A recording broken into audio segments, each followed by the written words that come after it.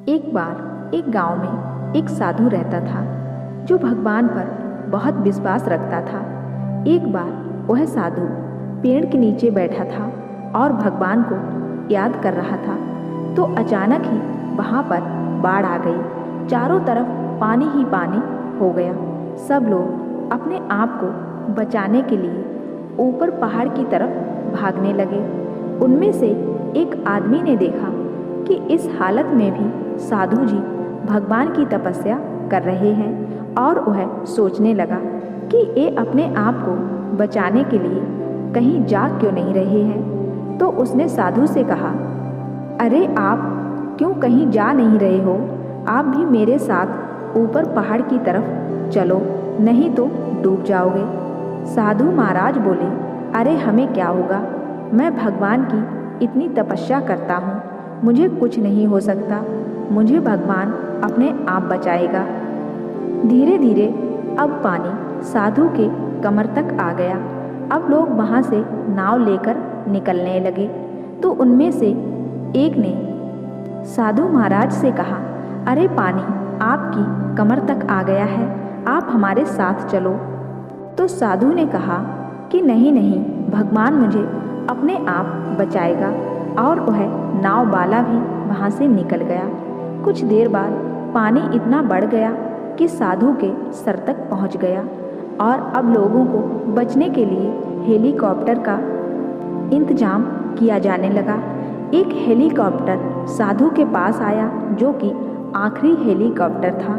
साधु के पास नीचे रस्सी फेंकी और बोला, इसे पकड़ो और ऊपर आ जाओ, नहीं आप डूब जाओगे। यह आखिरी हेलीकॉप्टर है और आपके पास मैं अब दूसरा कोई रास्ता नहीं बचने के लिए है।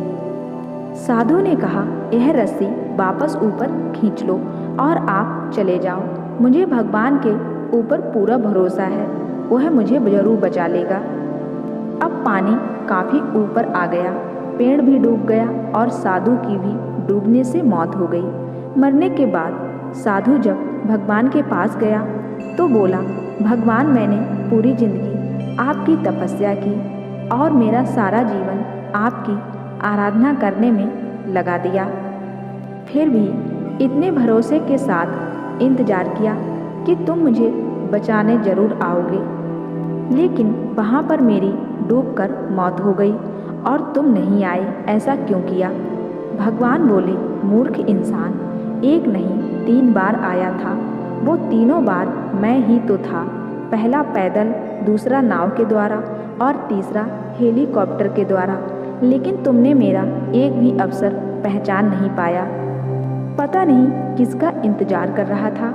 इस तरह से जिंदगी में हमें ऊपर वाला बहुत से मौके देता रहता है, लेकिन हम सब उस मौके को ठुकराकर पता नहीं किस चीज़ का इंतजार कर रहे होते हैं कि वो होगा तभी मैं करूँगा, और इस बात पर अड़े रहने से एक वक्त के बाद वो मौका हाथ से निकल जाता है और हम कुछ नहीं कर पाते हैं। तो किसी से भी अच्छे समय का इंतज़ार मत करो, जो भी करना है आज और अभी से ही शुरू कर दो।